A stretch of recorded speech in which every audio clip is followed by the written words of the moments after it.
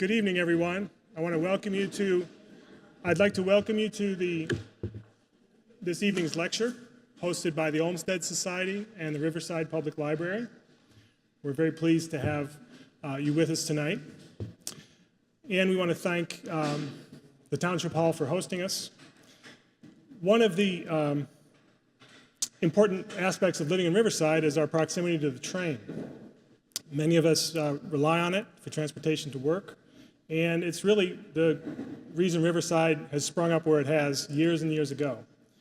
And recent developments with new materials being transported by train, particularly oil trains, have raised concerns, and we're very pleased to have a speaker who is recognized nationally as someone who's an authority on this issue. Karen Darch is the current village president for Barrington, and has been in that role since 2005, and previously serving as trustee since 1995. She has raised 6 children, and also serves as a director of the regional answer to Canadian National, TRAC, which is a group that looks at transportation issues in the Midwest and safety for communities. And she's devoted herself to many other community and charitable organizations. I'm very happy you could be here with us tonight. With no further ado, I'll have Karen take the stage.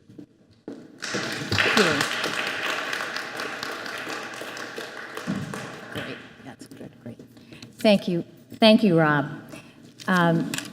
In addition to serving as village president in Barrington, I have served as this co-chair of the TRAC Coalition since 2008. We got involved in that because Canadian National Railway purchased a rail line that runs through Barrington and runs circumferentially around Chicago through the suburbs. So our coalition, the co-chair of TRAC is Aurora's mayor, Tom Weisner, and we've worked together on the CN issue, and that has continued with train safety, rail safety issues. In a million years, when I became village president, if people had said you'd be involved with trains, I don't think I would have believed them. So in addition to the CN purchase getting the attention of my village, shortly after that purchase was consummated in January of 2009, an accident occurred in June of 2009 in Cherry Valley, Illinois, which is just outside of Rockford. There was a derailment in that town, and it was an ethanol unit train traveling eastbound through the area. What you will see on the slide there are 3 pictures. The woman was killed, who was sitting in her minivan waiting to cross at the train crossing, an experience that any of us who live in these rail cross towns have every day, sitting and waiting for the train to go by. There had been a torrential downpour that day, and the CN rail bed had washed out. This meant that nothing was holding up the rail line, and as the ethanol train approached, numerous people had called 911 to notify authorities about the washout. Unfortunately, the police couldn't get a hold of CN, and they couldn't get through to the CN office. The railroad had recently downsized the rail control operation, and the emergency line was ignored in CN's Homewood facility. So when the train hit the unsupported rail line, the line buckled and the cars derailed from the track. The car right in front of where Mrs. Tellez was in her minivan with her husband and her daughter derailed, ruptured, and exploded into flame. The husband and daughter were on the passenger side of the car, were able to get out of the car and get away. She was driving the car, was able to get out of the car, but basically was burned to death, engulfed in flames, before she could get 20 feet away from the car. That was a horrible and horrific, accident. It was a CN train. It certainly caught our attention in Barrington. And so the National Transportation Safety Board did an extensive investigation of that accident. And when it came out with its report in 2012, almost 3 years later, we paid close attention to that report. They indicated in that report that the DOT 111, which was the tank car that was transporting the ethanol, was defective, was deficient, and tended to puncture and rupture in derailments. And they had known this and had talked about it since 1991. So there we were in 2012, 21 years later, and really nothing had been done. While the case was being investigated, the American Association of Railroads, of course, was following it, and they had their tank car committee meeting and talking about maybe a new standard for the DOT 111. So in 2011, the railroads were working on a new standard for new cars.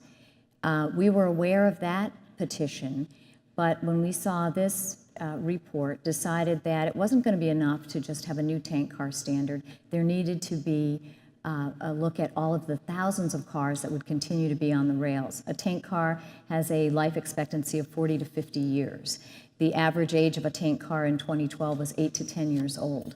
So we had 30 years left of these deficient DOT 111s if there wasn't a requirement that they be retrofitted. So Barrington and TRAC filed a petition with the Pipeline and Hazardous Materials Safety Administration, which has jurisdiction, and asked that not only should there be a new standard adopted for tank cars, but that existing cars should be retrofitted if they're going to carry flammable hazardous material.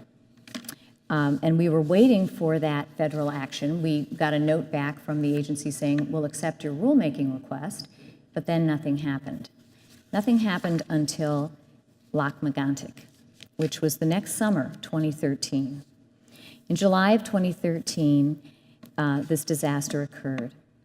The incidents become the poster child for flammable hazardous material transport.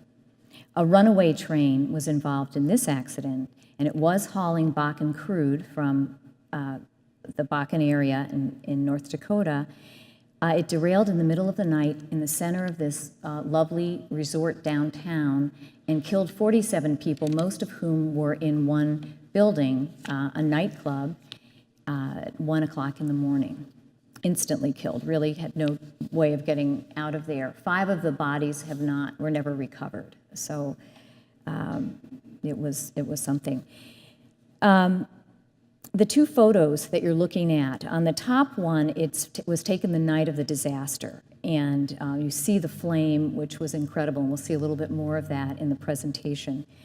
It's very frightening, but while that one is frightening, the one below it really frightens me as a mayor, a village president. That is a picture that was taken almost 6 months later in December of 2013. We had the chance to visit Lac-Megantic, and that was taken when we were up there visiting. So those buildings stood after the fire, after the huge amount of oil that was spilled, but they can't be used, and they're basically condemned buildings, and the soil where oil was spilled had to be loaded out and new soil brought in, and a 5-year period until it can be built on again. It was an immeasurable disaster for that community. And those buildings that you see were in an exclusion zone that we were not even allowed to get into when we came to visit. We could look at it. It was all roped off. This could be any town in the U.S., which is why it's of such concern. Recently, the U.S. regulators indicated that they expect 10 such catastrophic accidents, Lac-Megantic type accidents, costing more than $1.2 billion apiece, to occur within the next 20 years in the United States. So tonight, I'd like to give you some background on flammable hazmat shipments and what we've learned since Lac-Megantic, explain some of the risk factors involved in transporting hazmat, and then talk about what communities can do to be prepared and what is happening at the federal level. There are some things happening, more of course could be. So let's go back to Lac-Megantic for a minute. Although it was almost 2 years ago, 2 years this summer, it's been cleaned up, but the tragedy continues for the people who live in that community. There were 47 people who were killed, 27 children were left as orphans.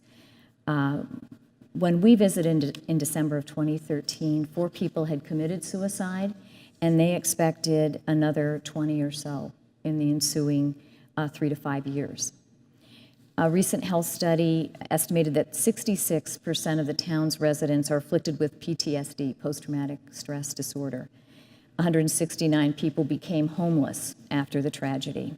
Economically, the consequences, again, were great. 44 buildings were completely destroyed in an area about the size of 15 football fields, way beyond what you're seeing on the slide there. The town was a lakeside tourist destination, and most of the restaurants and shops that served the tourists were destroyed, and so the jobs went with those. Dozens of businesses were impacted. Some people had insurance for their properties, but for most, insurance wasn't going to cover the other damages. And they haven't been able to reopen many of the businesses.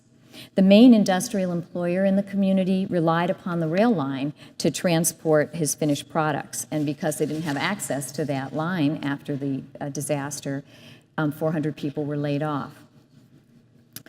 Environmentally, the crude that was spilled was nearly 1.5 million gallons. Damages have been immense.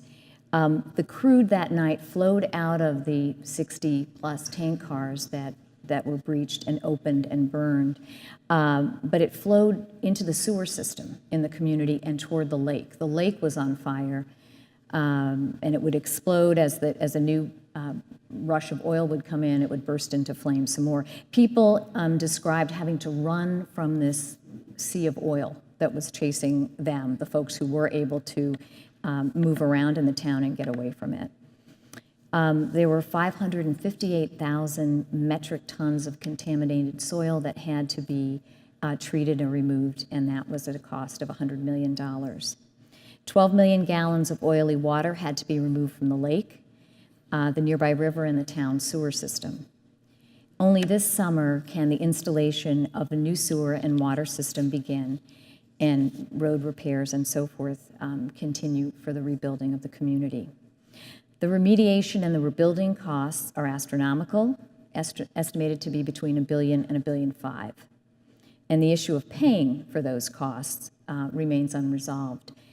The mayor of Lac-Megantic implored the provincial government and the Canadian government to assist and to bring in that money that was needed initially. They've done so far, but there's a huge gap in what will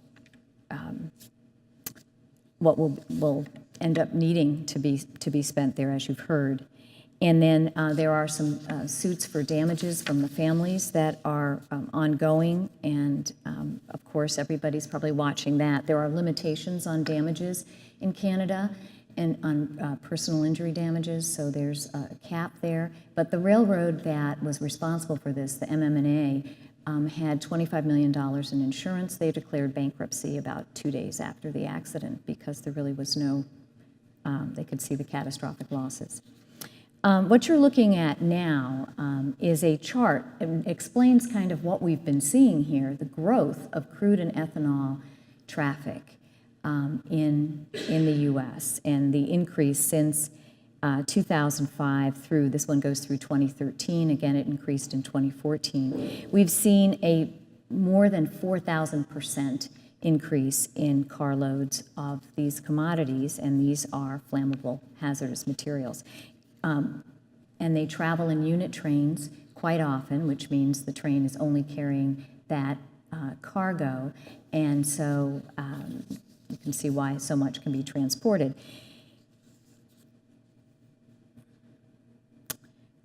We will expect to see even more, to see continued growth, even though the price fluctuates in oil, and sometimes we hear, well, that'll end what's going on.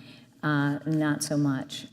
We are enjoying an energy renaissance in the country, and I think there's been a huge investment made in capital infrastructure, and no one's about to let that stop. At the beginning of 2013, the rail loading capacity in Western Canada, which has tar sands, or the heavier oil, as opposed to the lighter Bakken crude, was only about 180,000 barrels per day. By the end of 2015, Western Canada rail uploading capacity for crude oil is expected to exceed a million barrels per day. So many of the heavy oil refineries are in the U.S. Gulf Coast, so we'll continue to see transport of heavier crude through our area. And what happens with heavy crude is it's often, in order to be loaded onto a train car, unless it's a heated car, has to be diluted. And the substance, the diluent, is basically think of it as gasoline. So if enough is put into the heavy crude, it can be as flammable and dangerous as the Bakken crude. The accidents we saw a few months ago in February and March in Ontario were the heavy crude oil that was spilled from cars and ignited and looked as scary as any of the Bakken we've seen. So with crude and ethanol here to stay, more to come, we can expect that we may see more accidents. The statistics that we are aware of, that there have been 16 significant accidents between January 2006 and April 2014. And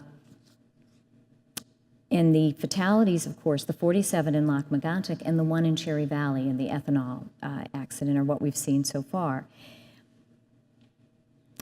But as you can see, we can expect more, 10 catastrophic ones over the next 20 years. We've seen so many just in the last few months that we know that they will continue. The one in Galena being closest to home most recently.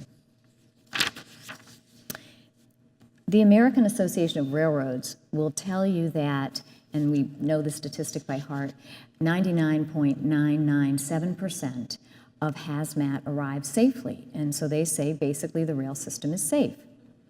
But what's going on there is they're really looking at each carload of material arriving safely at its destination, not trains. So a train could have a derailment, have an accident, but if all of the carloads stay intact and make it, or when you consider the millions, hundreds of thousands of carloads, if you lose a couple, you've got a great statistic like 99.97. One analogy was, if this is how it's reported, if you think of an accident, a very sad accident that happened a few years, 2006, there was a Southwest airline jet that skidded off the runway at Midway Airport, and some of us probably remember that. All of the crew and every passenger on that plane arrived safely at their destination ultimately. There was a 6-year-old child, however, who was killed in a car on the highway just outside of the gate of Midway Airport. So in railroad speak, that would be have been a safe event because all of the cargo of the airline arrived where it was supposed to, the people and the crew. But we all know that was a terribly tragic accident with a person killed. So anyway, there is safety, but there are a lot of things happening that can be hidden in a statistic like that. So when we get to looking at Lac-Megantic, when the Canadian Safety Board investigated the accident, they came out with a very extensive report. Part of it was a video that you're about to see, and I'll let you go ahead and watch that and be quiet. On July 5, 2013, at about 10:50 p.m., an MMA train carrying petroleum crude oil in 72 Class 111 tank cars arrived at Nantes, Quebec. In keeping with the railway's practice, the locomotive engineer parked the train for the night on a descending grade on the main track. After shutting down 4 of the 5 locomotives, the engineer applied 7 handbrakes. Railway rules require that handbrakes alone must be capable of holding a train, and this must be verified by a test. That night, however, the locomotive air brakes were left on during the test, meaning the train was being held by a combination of handbrakes and air brakes. It also gave the false impression that the handbrakes alone were enough. The engineer then contacted 2 rail traffic controllers, one in Farnham, Quebec, to let him know the train was secure, and the other in Bangor, Maine, to discuss the smoking lead locomotive and the problems it might cause for the next crew. As the smoke was expected to settle, it was agreed to leave the train as it was and deal with it the next morning. Shortly after the engineer left for the night, the Nantes Fire Department responded to a 911 call of a fire on the train. firefighters extinguished the blaze on the lead locomotive by shutting off the fuel. Then, following railway instructions, they turned off the electrical breakers. After discussing the situation with the rail traffic controller in Farnham and an MMA employee who had been dispatched to the scene, everyone departed. With all the locomotives shut down, the air brake system began to lose pressure, and the brakes gradually became less and less effective. About an hour later, just before 1 a.m., the air pressure dropped to a point where the combination of air brakes and handbrakes could no longer hold the train. The train then began to roll downhill toward Lac-Megantic, 7 miles away.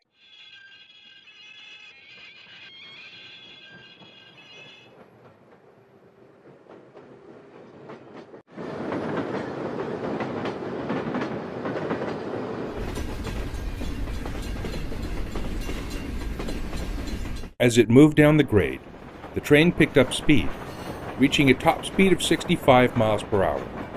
The train derailed just past the Frontenac Street crossing. Almost all of the derailed tank cars were damaged, many of them from large breaches, and about 6 million liters of crude oil began pouring into the streets.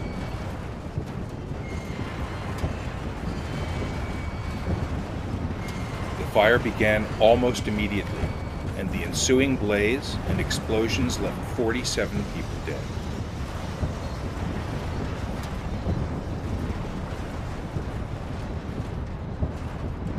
Another 2,000 citizens were forced from their homes, and much of the downtown core was destroyed.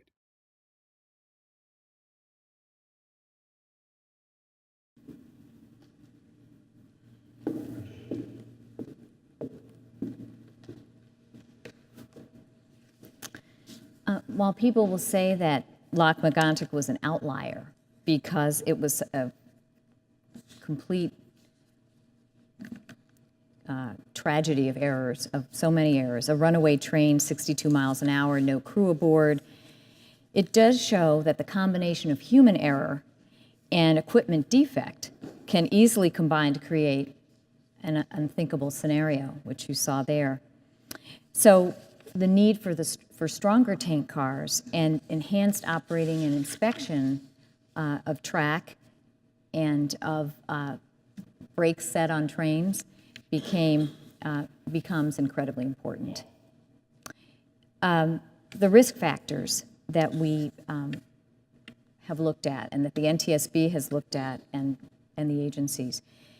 The first one is the tank car itself, and you're seeing there a picture with thermal tears and breaches. What was happening, what the NTSB had pointed out, was the puncturing of the cars when they would derail. And that was part of the finding of a deficiency of the DOT 111, the way they'd pancake and part of one would puncture another. And then with Bakken Crude and the high heat of the substance, as these fires burned, the thermal protection wasn't there. And so, of course, if it wasn't already punctured, a tear would occur, more substance would leak out, more fires, more explosion. So if you have, DOT 111s are used to ship water, corn syrup, non-flammable substances, and they're fine. But when you have a flammable material inside of one, you've got a problem. The industry started producing this newer model tank car in 2011. When AAR came out and said, okay, here's some things we can do to improve it, the head shields and some of the things that were breaking off, let's repair those, let's do a better pressure relief valve. They came out and had that standard, and there was some production. But those cars, the 1232s, you've heard people talk about those, were part of what was involved in Galena, in Lynchburg, and again, they didn't hold up. So they were not the final solution. Now, the AAR started to realize that, and what you're seeing now is a diagram that they came out with in 2014 and said, here's how we make a better tank car. So, and this is the standard that pretty much was adopted on the May 1st rules that just came out from the federal regulators, the Department of Transportation. They made the shell of the car thicker by an inch, by an eighth of an inch. Thermal protection is required on all of these cars. They're supposed to be able to last for 100 minutes in a pool fire. So if you have a fire, many of the cars on fire, the ones that haven't breached yet, should be able to withstand 100 minutes, which in theory gives time to move away some of those cars and perhaps to be able to cool them so that they don't rupture. The head shields, the end pieces, have to be full height at both ends to try to prevent that puncture of one car into another. The top fittings needed to be stronger and protected with housing so that they don't break off and release contents. The bottom outlet valves on the bottom that they use when they're unloading it had to be designed so they didn't shear off in an accident, which had been part of the problem, and stay in a closed position once it had derailed.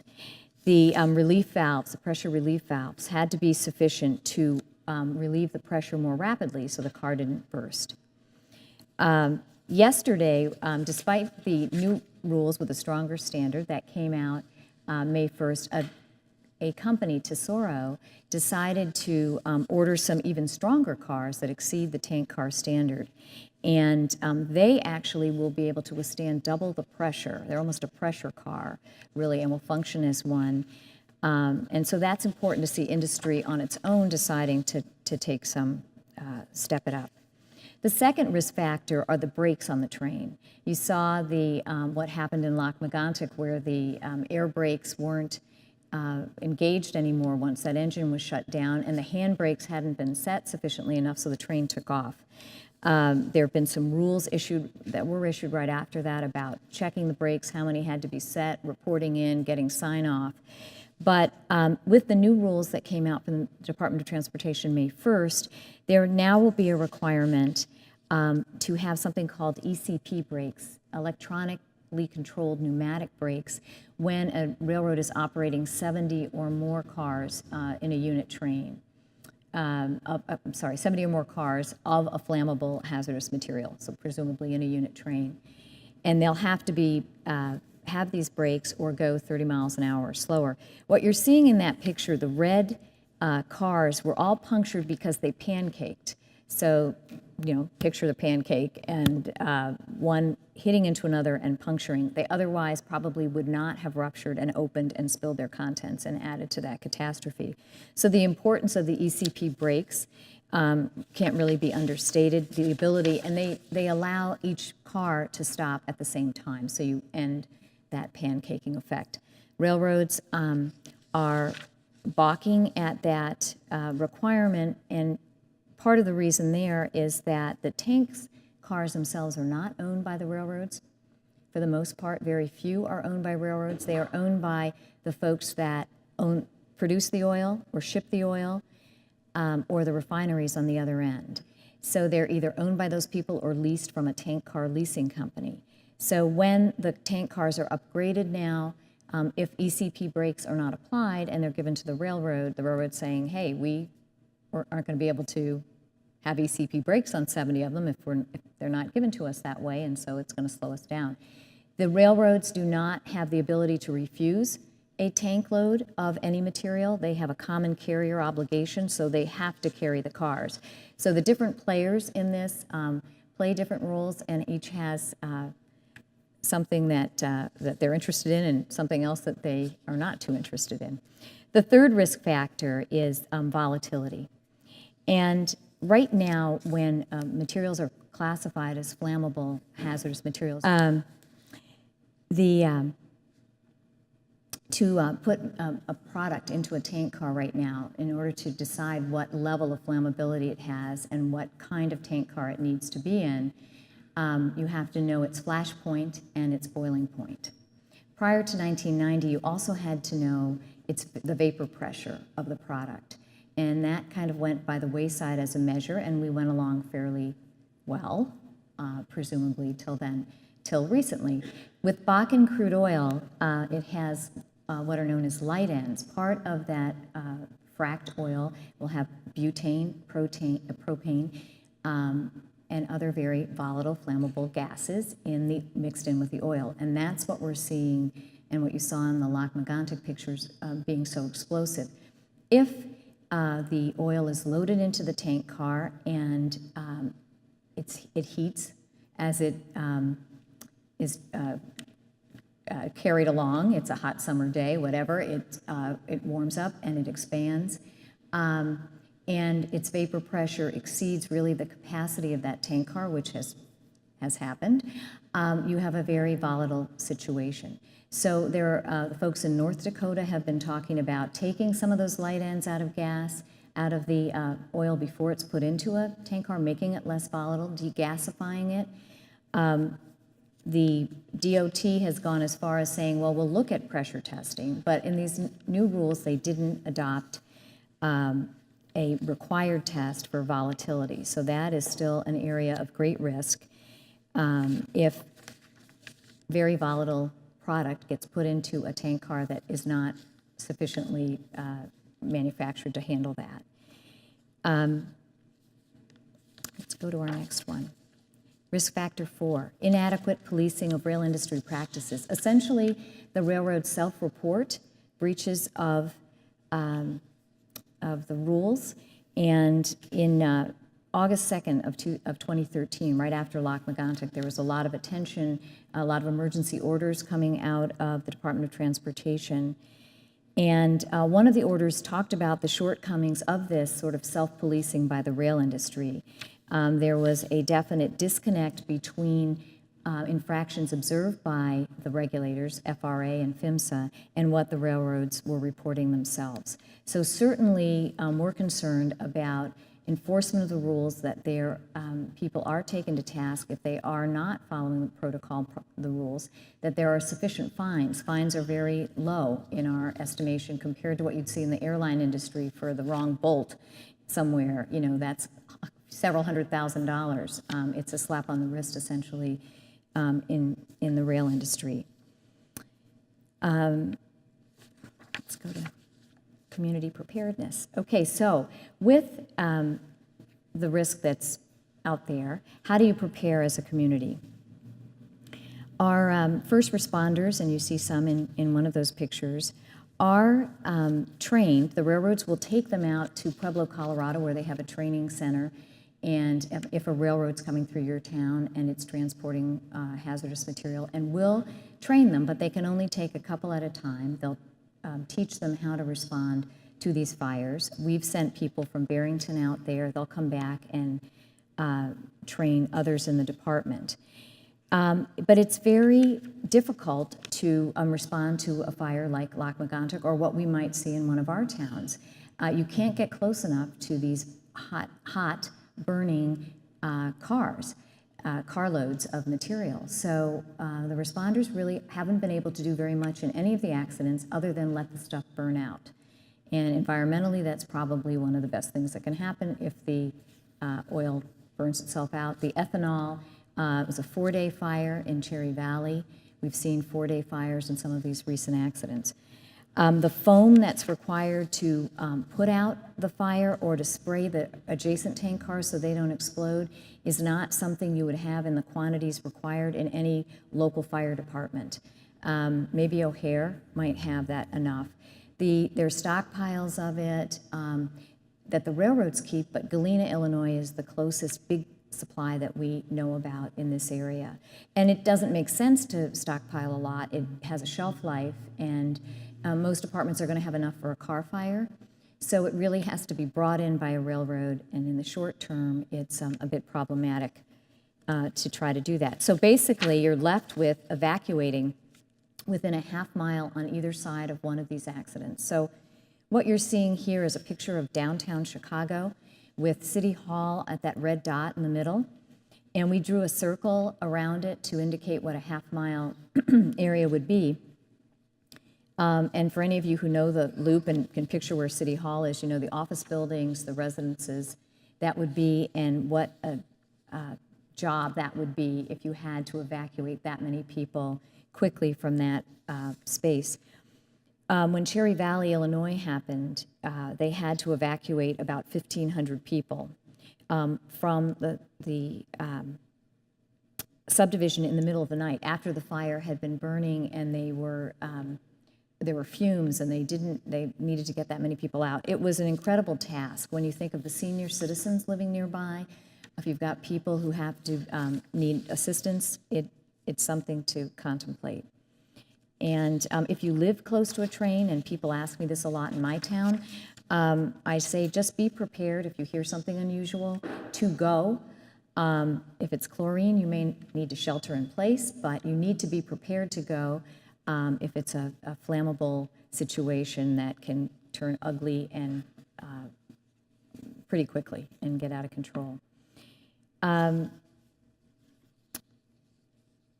In terms of looking at the evacuation zone in Barrington, we did that, and within a half-mile of diameter around our rail line running through town, and this is the one freight line. We have two lines in town, a commuter and a freight, and the commuter line has a couple of freights. There are 2,099 businesses and residential parcels. Our main public safety building, as I understand in Riverside, is right within that.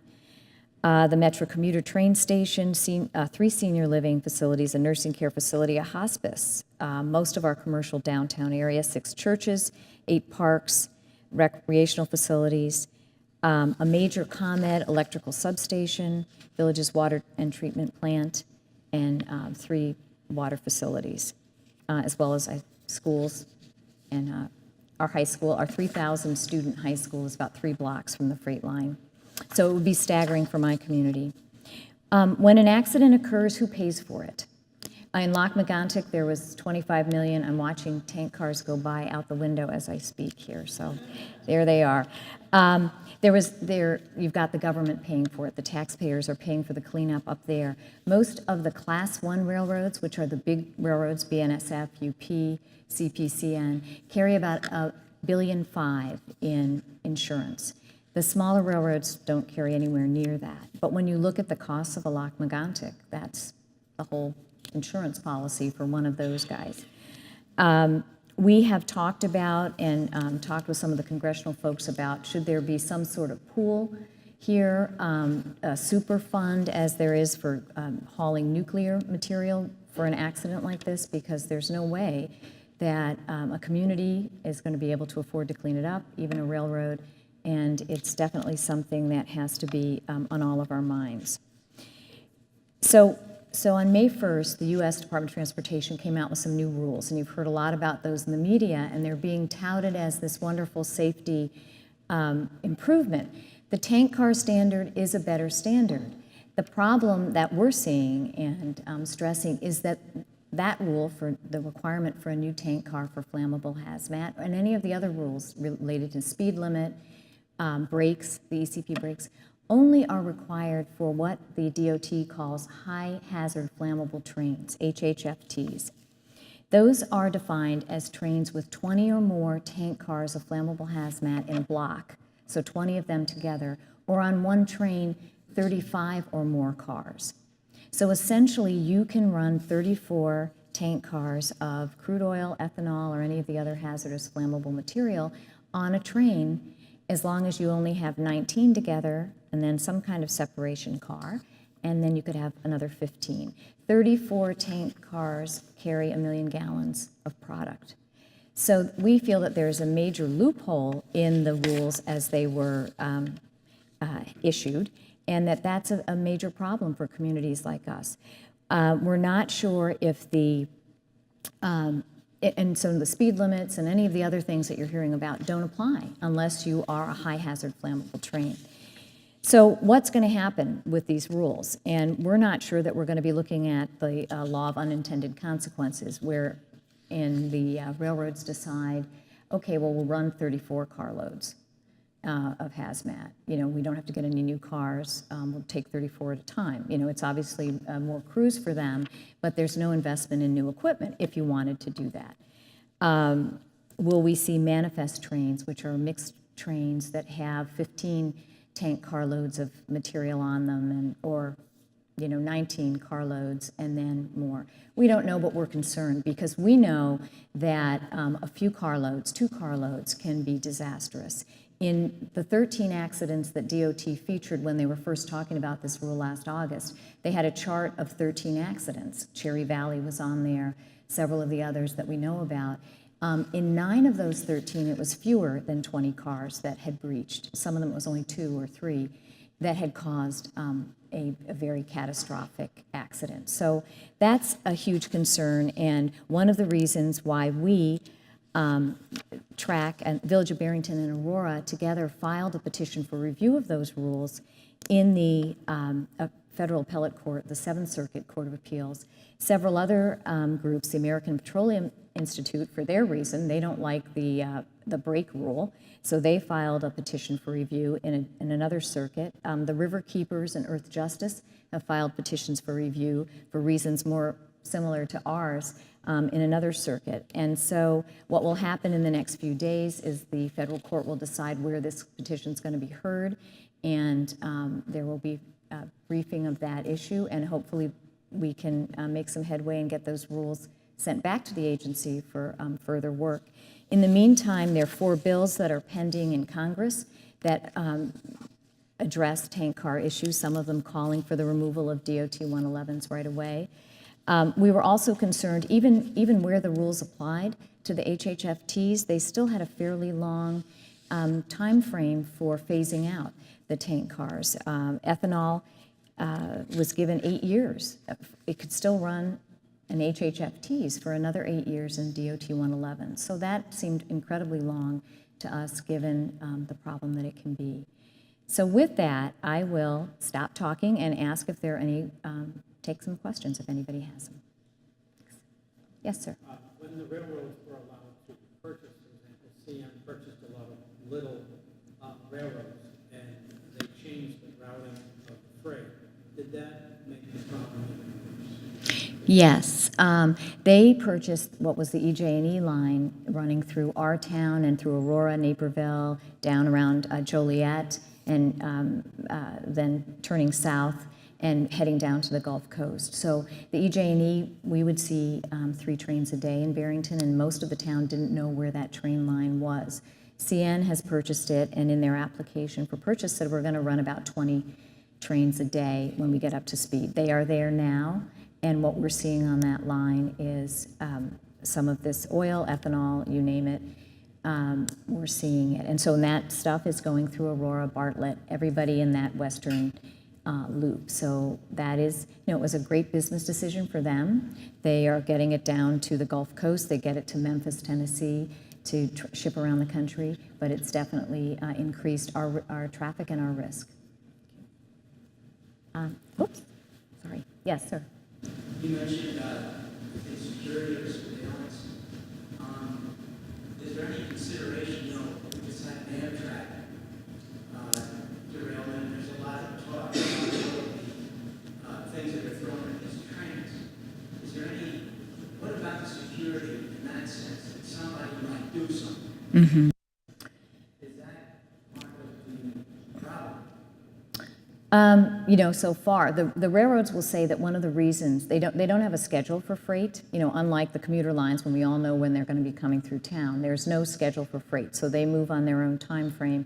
And they also are, the railroads will say they're reluctant to tell anybody what's coming through on any train because they feel that it makes more of a security risk for someone who might want to do something with this. Now, we all recognize now the flammable car, the tank cars, and you can see the placard on them, so it's pretty easy to tell. But in terms of their own security, they each have their own security forces, the railroads do, but there's a lot of miles of track, and even if they have a good inspection program, I think it's a concern. We think about that, but the rules don't address that. This set of rules are not addressing that sort of issue. Yes? You said that one railroad was taking its carload of crude oil and shipping it south to Louisiana. Where are these trains going that come down to Burlington? Are they going to Indiana? Or are they... The ones that are coming through you through Aurora, what they're doing. It's a risk of national security. Yeah. Right. Well, a lot that you're seeing on the Burlington Northern Line would be the Bakken Crude coming through Aurora. So that's the stuff coming from North Dakota, eastbound, and a lot of it's going to Philadelphia, a huge refinery in Philly. So it transfers on to CSX, south of the city, I believe. Yes, CSX is the carrier that takes it across. Most of the, other than CN, which goes from the west coast of Canada across to the east coast of Canada, and then down the middle of the country to the Gulf Coast. So they are a tri-coastal railroad. The rest of the railroads in our country, UP is in the western half of the country, and BNSF, and then on the eastern half you've got CSX and Norfolk Southern. So they're handing off to the other railroad to take it the rest of the way. But most of what the Aurora, the Bakken here, a lot of it is coming through Aurora and going to Philly to be refined. Yeah. There's an awful lot of people in these corridors. Now, you said Barrington has 4 schools. We have 5 schools, a library, and a lot of people right along the tracks within feet of the tracks. Yes.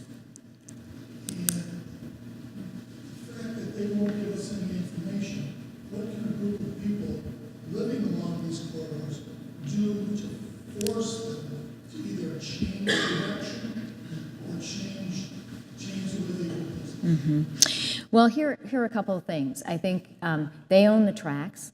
They're going to. I think it's a fact of life that the federal law is the law of this transportation, interstate commerce. So they have the right to use their tracks, transport their goods. I say that to me it's not a question of knowing what's coming through, because my assumption is it's all bad. I mean, I live saying we have to be prepared at any given time. It could be ethanol, it could be, there's a whole list of hazardous material, but it can be a crude oil train. So you've got to be prepared. Your fire department, your police department, your responders have to know essentially how to respond. But again, the response is probably going to be get the people out of there, because you can't put it out quickly enough. And if it's several carloads, it's a crazy thing. So we have to be prepared to respond to any of that. Now, your responders, I'm sure, all carry that hazmat book with them. They can flip to it, they can see. We have asked, and one of the things we're still asking for from the railroads is, in the event of an accident, okay, if you're not telling us everything that's coming through all the time, every day, and that's fine, but when we have an accident, you better get us that manifest, tell us what's on that train right away.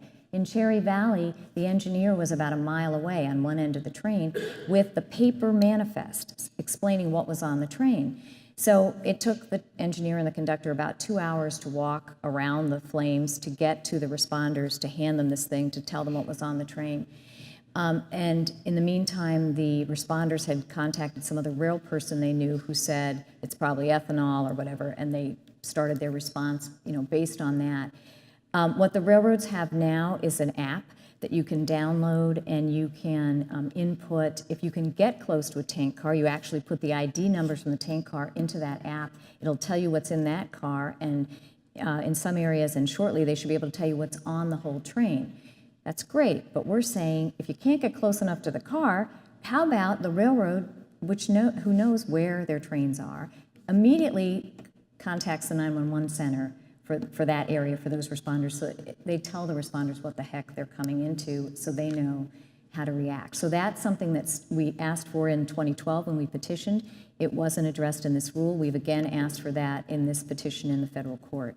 But I think that, so the bottom line, I have 10% of my homes in Barrington are right up against the train tracks. Some people think what's the railroad right-of-way is their backyard. I mean, we're that close. So it's the same, I think, for so many of our communities along the rail lines. We grew up on them. We didn't think about this before, but now it's here. So, you could move away, I guess, but I think we have to assume rail is going to be here. It's going to transport these materials. That's why we fought so hard to get it into a safe car, so you have a fighting chance. For the rules that, for further track inspections, do these things that will prevent the accidents. Give us the tools if an accident occurs to fight it, but we'll change our anxiety and our fear into some action, and positive action that makes a difference. That's kind of been the way we've approached this issue. Yes, ma'am, in the back. It sounds like there's different entities that if there is an accident, like one person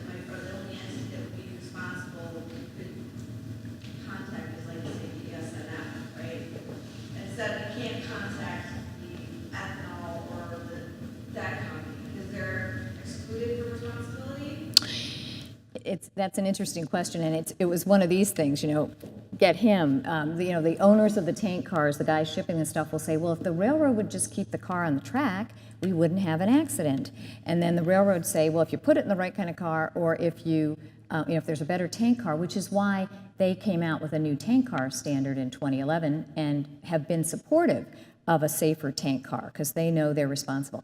In Canada, everybody was named in that lawsuit. The refinery people, the Bakken crude owners, the tank car owners. Well, they're sued, and so far, many of them are paying into the liability pool. But they should. I mean, in a sense, the people who are shipping it, if it's the railroad that has their track defective, at the end of the day, is the railroad going to be ultimately liable? Perhaps. But I think if something happens, they can all figure they're going to be, it's all going to be called into question. Did they put it in the right container?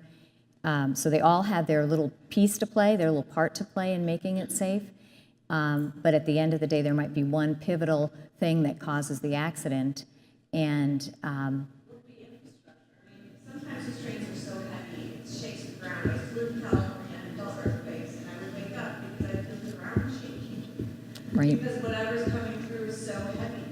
And, there's little tiny bridges that are underpasses where these heavy trucks or heavy carriers carry loads over. It's like, who's checking that? Who's checking that? Well, and if that's the railroad right-of-way and it's the railroad bridge, they should be checking it. And the FRA will tell you they don't have enough people to come out and inspect as much as there was an expose that someone did up in Minnesota and literally was filming some of these bridges for defects. So the railroad would be responsible if it's their railroad bridge and their right-of-way. They're responsible for keeping that in check. And that's part of what this is about, getting the attention on the issue so that there's a fine when it's not right, when the bridge is defective, because there has to be a price that they pay, or it's business and they'll let it go. Oh, you mean a toll or something? Yeah. Well, let me tell you, it's not the first time I've heard that idea from people who would love to do it, because it's interstate commerce. It's not the ability to interfere with it or tax it is a matter of federal law. But yeah, I think a lot of us think that. And More damage, just like when there are trucks on the highway, they have to go out and be weighed, right. right? Because they're causing more damage, more toll on the railroad, right? So they should have to compensate. So there's, I don't know how many entities there are that you have to worry about besides like the railroad, the person who's filling up the car, and then the Right. actual car owner. But those three entities have to come together in some form, or we have to force them to come together. Right. Well, when you're talking about the weight of it and the affecting, vibration, that's probably going to be the railroad, because they're putting the train together, putting as many cars on as they want. People in my town contact me too, because things fall off the wall. They're seeing cracks in their walls and in their houses, and we'll go out, because we still are sort of in an oversight period with the Surface Transportation Board, who had jurisdiction of CN's purchase of our rail line. We will look at that stuff and see if we can bring it to the attention of Surface Transportation, which is that agency. But in general, it's pretty amazing, the ability of railroads to kind of move through and not have to answer to some of that. Yes, sir. I'm Untitled Chapter, village president of the park. I'm here with Steve and with my wife and some residents from the village park. Thank you for I coming. appreciate the mindset, the proactive mindset that you bring to this issue, this potentially dangerous issue, and the time and effort you allocate to it. In our town, the trains that go through our town are on an elevated platform. Mm-hmm. And most of the time, they are also parked on these platforms overnight. What other additional risk factors are there for an elevated platform that we should be aware of? Wow. I'm not going to pretend to be an expert on that question, but are they leaving? Is somebody there with them? Are they unattended? Are they empty trains? They're freight trains, and they're. Yeah. You know, I would ask the railroad what they're doing and let them come in and explain to you what they're doing to keep them safe. If they're parked anywhere, there's certain rules about what has to be set in terms of braking and security, but I'm not sure about the whole elevated thing. Again, if they own the bridge structure and the tracks, they should be inspecting that and, in terms of the physical security of it, if that's what you're doing. But if they're leaving them, and these are freight trains, not like Metra. Interesting. I would have a meeting. We do have council of village that tell us about these trainings. Are there particular things we should be asking for that you have prepared, that we can take a look at, or we could be educated on, so we can benefit the community? Mm-hmm. I'll think about that. But I mean, I've had meetings with the railroads, and certainly, yes, we can. Yep. Thank you. You're welcome. Thank you. Yes, sir. You mentioned that some of the cars they're newer, right? Yes. They have more cities, and some of them being made with an inch thicker and sides are bulkier. Right. Is that being adopted by currently? You said it was passed in 2011, or?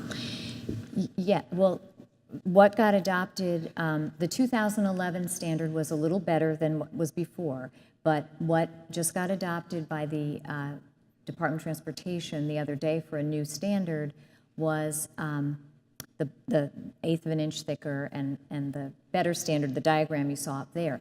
The problem is that the only people who really have to create that kind of car and use that kind of car are people transporting 20 or more in a block or 35 or more on a train for hazardous material. So that's our concern, that it's great to have the new standard, but if people don't have to really use it, that's the loophole. Now, I mean, some of the railroads have converted. BNSF was kind of a leader in terms of looking at getting stronger cars. They don't want to hurt people. They don't want to have accidents, but it's expensive, and they're weighing the cost benefit. What are the chances, and what do we do? So hopefully, if BNSF is still going to run 100-car unit trains through Aurora and through these towns, then they are of crude oil, then they would have to by 2018 have all of the Bakken crude in those newer standard cars, if they're going to run them in their unit trains, and all the ethanol by 2023. So, yes, ma'am, in the green shirt. I'm sorry, and then that lady. Yeah. Yes, I've been following this for about a year, and I've written to our paper about it. I'm concerned that the Lac-Megantic cars are being painted different colors now.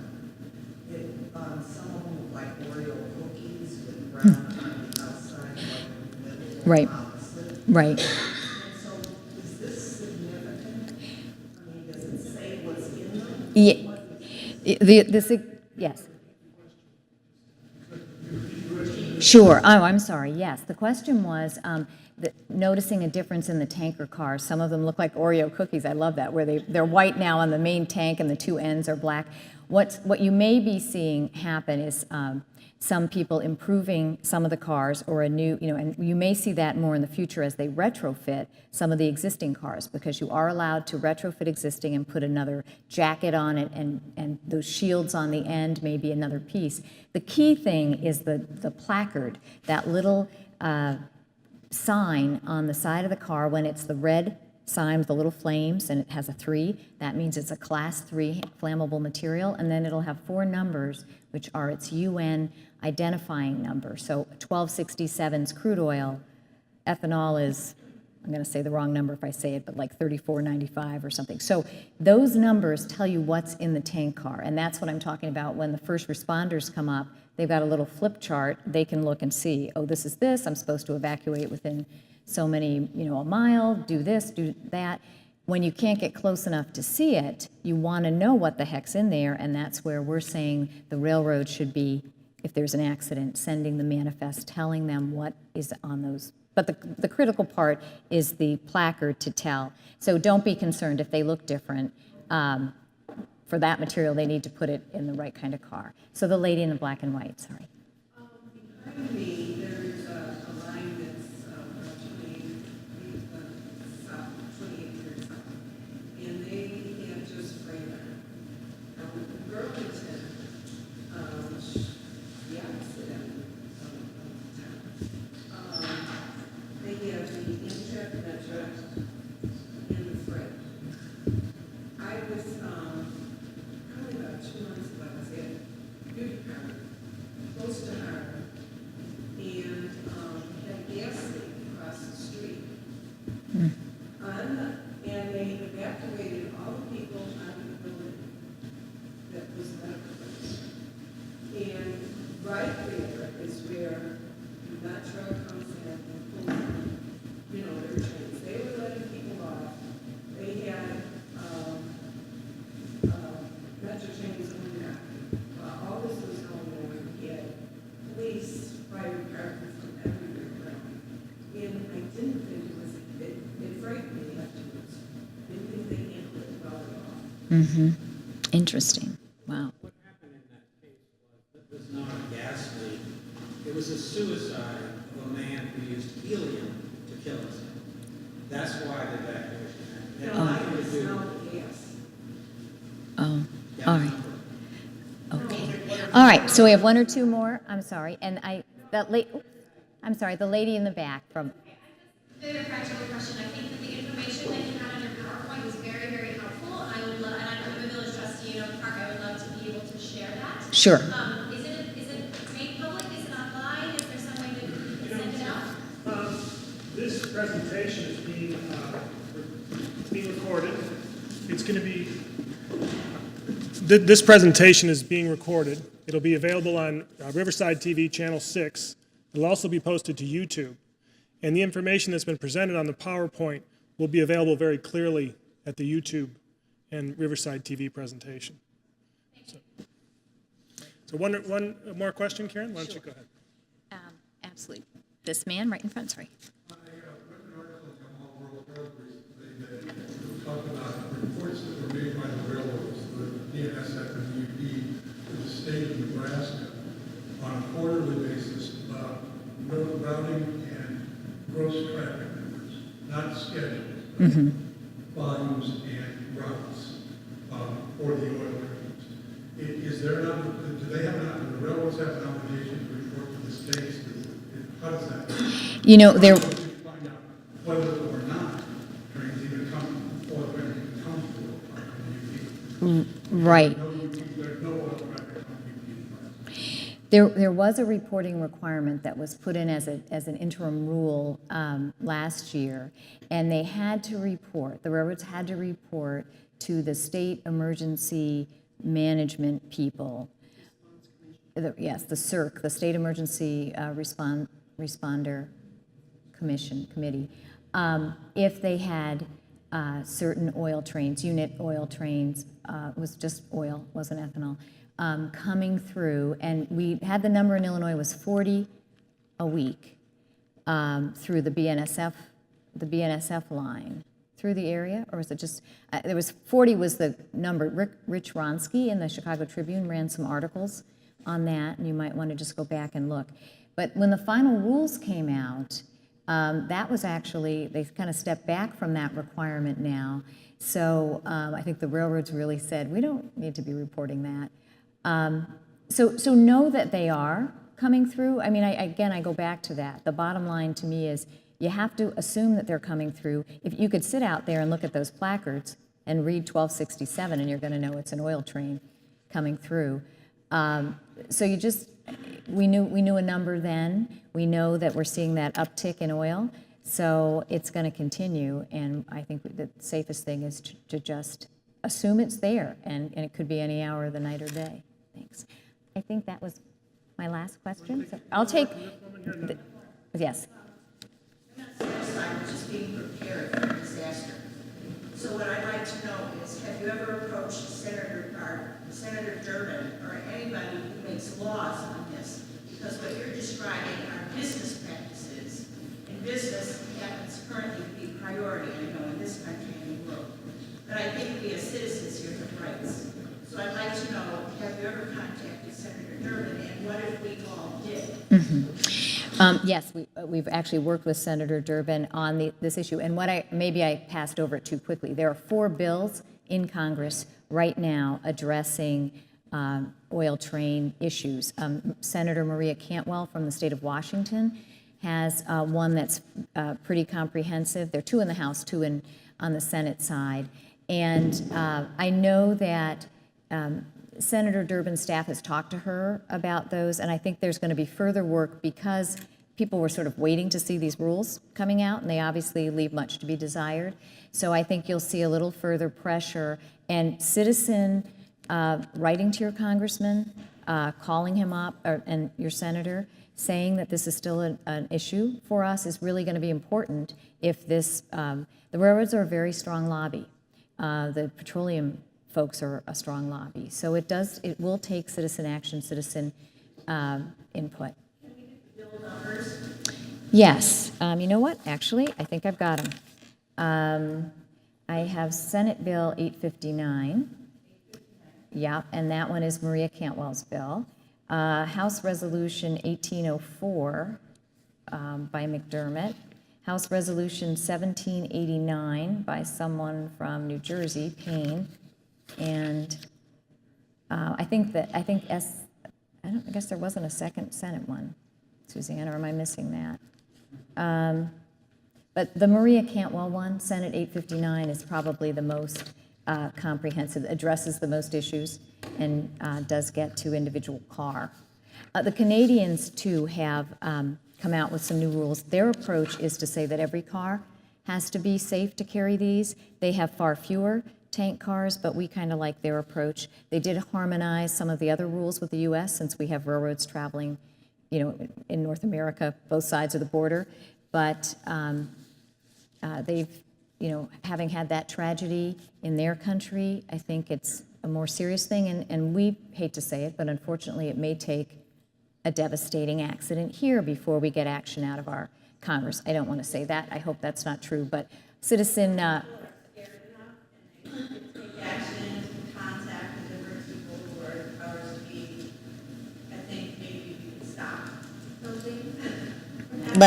Right. That's exactly. That's why we do what we do. Thank you very much. I wanted to,